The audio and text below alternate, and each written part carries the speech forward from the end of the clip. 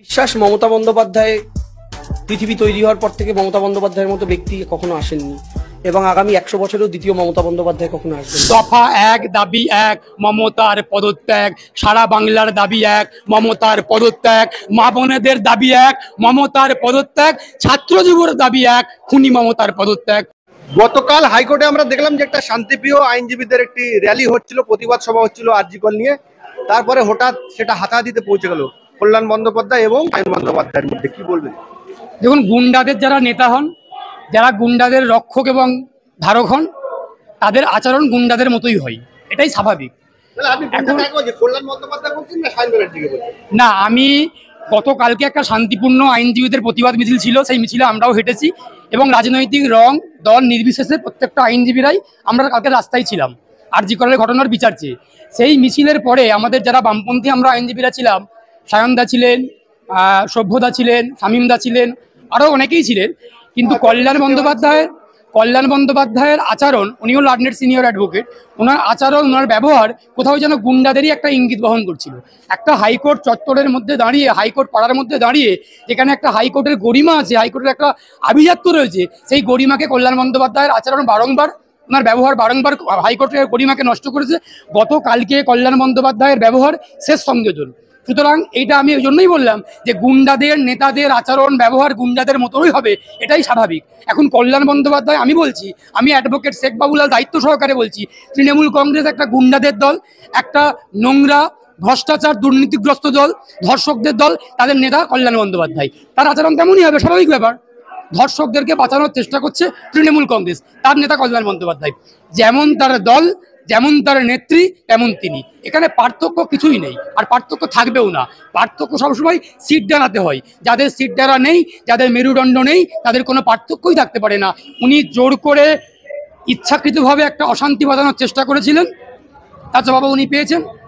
আইনজীবীরা ওনার প্রতিরোধ করেছেন, ওনার ছেলেও সেখানে ছিলেন, ছেলে বাবাকে ঠেলে ঠেলে নিয়ে যাচ্ছেন। এর থেকে লজ্জা আর কি হতে পারে? মাননীয় মুখ্যমন্ত্রী বলছেন আমি গুন্ডা কন্ট্রোল করি, তাহলে কি কল্যাণ বন্দ্যোপাধ্যায়কে কন্ট্রোল করতে পারছেন উনি? ঠিকই তো বলেছেন উনি, মাননীয় মুখ্যমন্ত্রী ঠিক কথাই বলেছেন। আমি গুন্ডাদের নেত্রী, এটা আমরা দীর্ঘদিন যাবৎ বলে আসছি। আমি তো আপনার চ্যানেলকে বললাম যে আমি দায়িত্ব সহকারে বলছি, তৃণমূল কংগ্রেস গুন্ডাদের দল, তৃণমূল কংগ্রেস ধর্ষকদের দল, তৃণমূল কংগ্রেস চোরেদের দল, ডাকাতদের দল। সেখানে মুখ্যমন্ত্রী ঠিক কথাই বলেছেন, আমি গুন্ডাদের নিয়ন্ত্রণ করি।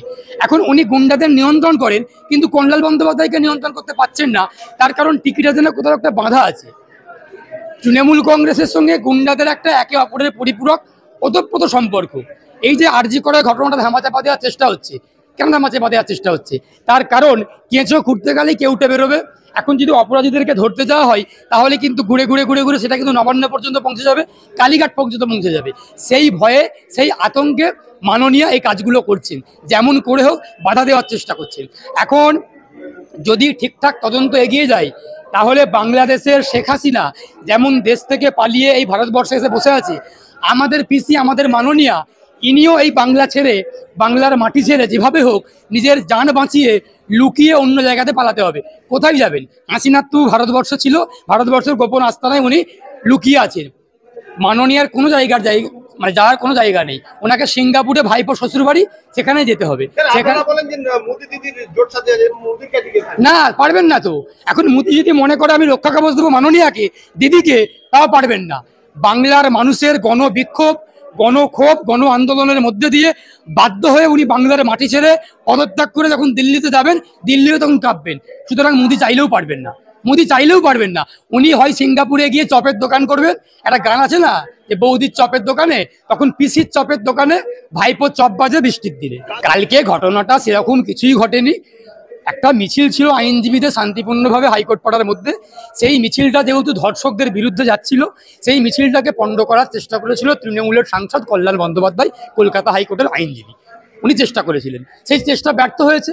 সেই চেষ্টা ব্যর্থ হয়ে হাইকোর্টের আইনজীবীরা সব দলমত নির্বিশেষে রাজনৈতিক ঝান্ডা এবং ডান্ডা এবং দল পতাকা সবকিছু বাইরে রেখে একসঙ্গে সংঘবদ্ধ হয়ে মিছিল হয়েছে। সেই মিছিলটাই কল্যাণ বন্দ্যোপাধ্যায় চিন্তার কারণ হয়ে দাঁড়িয়েছিল।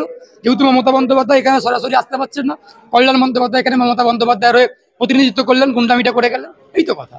আমরা দেখলাম মমতা ব্যানার্জি মৌলালী থেকে জরিনা করেসপন্ডেন্টে পথসভা করে, পথসভার পরে অনেক সভা করে। এই সভা থেকে উনি স্লোগান দিতে বললেন যে নির্যাতিতার ফাঁসি হোক। কি বলবেন? দেখুন, আপনি যে প্রসঙ্গটা তুললেন, যে কেউ একটা মন্তব্য করেছে যে নির্যাতিতার ফাঁসি হোক। আমি কোনো পাগলের প্রশ্নের উত্তর দেব না। কে পাগল, কার পাগলামি, কাকে কাকড়া বিছে কামড়েছে, কাকে কেউটে সাপ কাকে কামড়েছে, আর কাকে ওই গোখরো নামের অভিজিৎ এটাকে ভোটের আগে বলছিল না আমি গোখরো আমি কেউটে, একে একটা বলছিলেন না বিজেপির কোনো এক সাংসদ বা একটা নেতা, তাকে কে কামড় দিয়েছে সেই বিশেষ উনি জ্বালাতনে ছটফট করছেন, কি মন্তব্য করছেন। পাগলের কোনো মন্তব্যের, কোনো প্রশ্নের, কোনো উত্তরের কোনো রকম কোনো মন্তব্য আমরা করব না।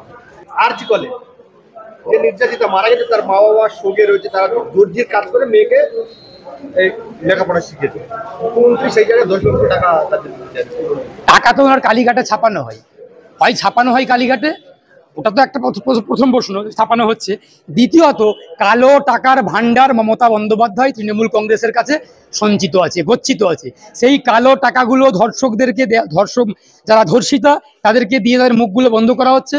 আমি ধর্ষিতা চিকিৎসক যিনি মারা গেছেন, আমাদের বাংলার মেধা, আমাদের চিকিৎসক যিনি তাকে খুন করা হয়েছে, তার পরিবারের প্রতি সমবেদনা রয়েছে আমাদের এবং থাকবেও।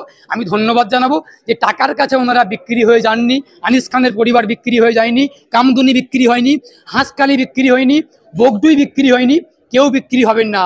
মুখ্যমন্ত্রী বারংবার চেষ্টা করেছেন তার দলদাস পুলিশকে দিয়ে, তার চটিচাটা পুলিশকে দিয়ে, গুন্ডা পুলিশকে দিয়ে যে টাকা দিয়ে এগুলোকে বাঁচানোর চেষ্টা করছিল, এইগুলো ধামাচাপা দেওয়ার চেষ্টা করছিল।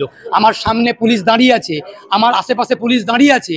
আমরা আবারও বলছি, আমাদের একটা নতুন স্লোগান বাংলার মানুষ তৈরি করেছে যে পুলিশ তুমি চিন্তা করো তোমার মেয়েও হচ্ছে বড়। এ কথাটা আমি হাইকোর্টে যারা পুলিশরা আছেন তাদেরকেও বলছি, আপনারা চিন্তা করুন আপনাদের মেয়েরাও বড় হচ্ছে। সুতরাং টাকা দিয়ে কোনো রকম প্রতিবাদের মুখকে বন্ধ করা যাবেনি, যায়নি, যাবে না। যতই টাকা দেওয়ার চেষ্টা করুন, উনি কালো টাকা, কয়লা চুরির টাকা, বালি চুরির টাকা, মাটি চুরির টাকা, যত রকমের চুরির টাকাগুলো কালীঘাটে গচ্ছিত করা আছে, সেই টাকাগুলো দিয়ে ধর্ষিতাদের মুখগুলো বন্ধ করা হচ্ছে, হবে না, মুখ বন্ধ করতে পারবেন না। বাংলার মানুষ বুঝে গেছে, বাংলার ঘটি এক হয়েছে, এখন হাওয়াই চটির চিন্তা বেড়ে গেছে, এ কথাটা বলতে পারি। উনি যতই টাকার বস্তা নিয়ে ঘোরাঘুরি করুক না কেন, ওনাকে পদত্যাগ করতে হবে স্বাস্থ্যমন্ত্রীর পদ থেকে, পুলিশ মন্ত্রীর পদ থেকে, সর্বোপরি মুখ্যমন্ত্রীর পদ থেকে পদত্যাগ না করা পর্যন্ত বাংলার ছাত্র, যুবক, কৃষক, শ্রমিক, ক্ষেত মজুর, মহিলা, মা, বোন, পুলিশ প্রশাসন সবাই জোট বেঁধে লড়াই করছে। এই লড়াইটা চলবে মুখ্যমন্ত্রীর পদত্যাগ না পাওয়া পর্যন্ত। আমরা জল পর্যন্ত খাবো না, আমরা এই লড়াই চালিয়ে যাব, আমারও লড়াই চলবে। যে নির্যাতিত ডাক্তার মারা গেলেন তারপর থেকে কিছু মিডিয়া, সোশ্যাল মিডিয়া তারা খবর সংগ্রহ করছে, হতে পারে তাদের কিছু খবরের মধ্যে কিছু ভুল আছে। 300 থেকে 400 তাদের নোটিশ পাঠিয়ে দিয়েছে, তাদের বিভিন্ন থানায় ডেকে তাদেরকে বিভিন্ন হেনস্থা করা হচ্ছে। কিন্তু রাজ্যের পুলিশ সিপি বিনীত গোয়েল তিনি কিন্তু মরার সঙ্গে সঙ্গে প্রথম ভুল খবরটা কিন্তু উনি ছড়িয়েছেন যে উনি আত্মহত্যা করেছেন। কি বলবেন? আমি বলবো আগে বিনীত গোয়েলকে সিবিআই এর হেফাজতে নেওয়া উচিত, তারপর পুলিশ মন্ত্রী যার নির্দেশে বিনীত গোয়েল এই কাণ্ডগুলো করেছিলেন সেই পুলিশ মন্ত্রী মমতা বন্দ্যোপাধ্যায়কে হেফাজতে নেওয়া উচিত। সিবিআই কেন এখনো হেফাজতে নিচ্ছে না, এই প্রশ্নটা বাংলার মানুষ সিবিআইকে করছে। এই প্রশ্ন আমি অ্যাডভোকেট শেখ বাবুলাল আমিও করছি। সিবিআই কেন এখনো পর্যন্ত সন্দীপকে গ্রেপ্তার করছে না, শুধুমাত্র সঞ্জয় সেই সিভিক ভলেন্টিয়ারের কাছেই বন্দি আছে, এখনো কেন সিপিকে গ্রেপ্তার করছে না, মুখ্যমন্ত্রীকে কেন জেরা করছেন না, জেরা করে কেন হেফাজতে দিচ্ছেন না? সমস্ত ষড়যন্ত্রের মাথা মুখ্যমন্ত্রী, পুলিশ মন্ত্রী মমতা বন্দ্যোপাধ্যায়। মমতা বন্দ্যোপাধ্যায় বিনীত গোয়েলকে দিয়ে কাণ্ডগুলো করিয়েছেন, আমরা কামদুনিতে দেখেছি। কামদুনির তথ্যগুলোকে লোপাট করার জন্য বিনীত গোয়েল উঠে পড়ে লেগেছিলেন। বিনীত গোয়েলটা অ্যাকচুয়ালি আইপিএস, যিনি ওনার পোশাকে, ওনার উর্দিতে আইপিএস লেখা আছে। আমি বলছি ওই আইপিএস এর লোগোটা খুলে দিয়ে ওখানে টিএমসির লোগো লাগানো উচিত। তার কারণ উনি ইন্ডিয়ান পুলিশ সার্ভিস যে আইপিএস এর লোগোটা লাগানো আছে সেই লোগোটার গরিমাকে ধ্বংস করছেন, সেই লোগোটার গরিমাকে, আভিজাত্যকে নষ্ট করছে। আমি আবারও বলছি যে এই কলকাতার পুলিশগুলো দলদাস, চটি চাটছে, পা চাটছে, কুত্তার মতো ব্যবহার করছে, আচরণ করছে, আন্দোলনকারীদের মারধর করছেন। সেই পুলিশগুলোকে বলছি কেপি লেখাটা সরিয়ে দিয়ে তৃণমূলের টিএমসি লেখাটা লাগান। আর বিনীত গোয়েলকে বলছি বাকি যারা যে সমস্ত আইপিএস গুলো এই কাণ্ডগুলো করছেন, আইপিএস এর লোগোটাকে খুলে সরিয়ে দিন। ওই আইপিএসটা আমাদের ভারতবাসীর লোগো, আমাদের ভারতীয়দের গর্ব, আমাদের ঔদ্ধত্য, আমাদের অহংকার। ওই লোগোকে খুলে দিয়ে টিএমসির লোগো লাগান। আমি আপনার প্রশ্নের পরিপ্রেক্ষিতে বলছি বিনীত গোয়েলকে ইমিডিয়েটলি হেফাজতে নেওয়া উচিত। পাশাপাশি বিনীত গোয়েলের যিনি নেত্রী পুলিশ মন্ত্রী মমতা বন্দ্যোপাধ্যায়, তাকেও হেফাজতে নেওয়া উচিত। কার নির্দেশে মুখ্যমন্ত্রী বলেছেন? আমি ভোর 4টা পর্যন্ত, আরজি কর যেদিন ভাঙা হয়েছিল আমি ভোর 4টা পর্যন্ত জেগেছিলাম। আমার চোখে ঘুম হয়নি, আমার চোখে ঘুম ছিল না। কি করে ঘুম থাকবে? ওনার তো মাথায় বাংলাদেশ ঘুরছে, ওনার মাথায় তো শেখ হাসিনা ঘুরছে। যার চিন্তা থাকে তার ঘুম থাকে না, তার খিদা থাকে না, তার কোনো কিছুই থাকে না। বা মমতা বন্দ্যোপাধ্যায়ের মাথায় শেখ হাসিনা ঘুরছে, আর মমতা বন্দ্যোপাধ্যায়ের মাথায় বাংলাদেশ ঘুরছে। ওনার বক্তব্যে ছত্রে ছত্রে রন্ধে রন্ধে এ কথা উঠে এসেছে যে উনি বাংলাদেশ নিয়ে চিন্তিত, বাংলাদেশের ঘটনা নিয়ে, শেখ হাসিনাকে নিয়ে চিন্তিত। কোথাও না ওনার প্রতি টলমল হচ্ছে। আমরা আবারও বলছি, গণতান্ত্রিক লড়াই আন্দোলনের মধ্যে দিয়ে বাংলার মানুষ এককাট্টা হয়েছে, বাংলার মানুষ লড়াই করছে। মুখ্যমন্ত্রীর পদত্যাগ না হওয়া পর্যন্ত আমরা এই লড়াই ছাড়বো না। দফা 1, দাবি 1, মমতার পদত্যাগ। সারা বাংলার দাবি 1, মমতার পদত্যাগ। মা বোনেদের দাবি 1, মমতার পদত্যাগ। ছাত্র যুবর দাবি 1, খুনি মমতার পদত্যাগ না করা পর্যন্ত, আর এখান থেকে না পালানো পর্যন্ত আমরা গণতান্ত্রিক লড়াই জারি রাখবো।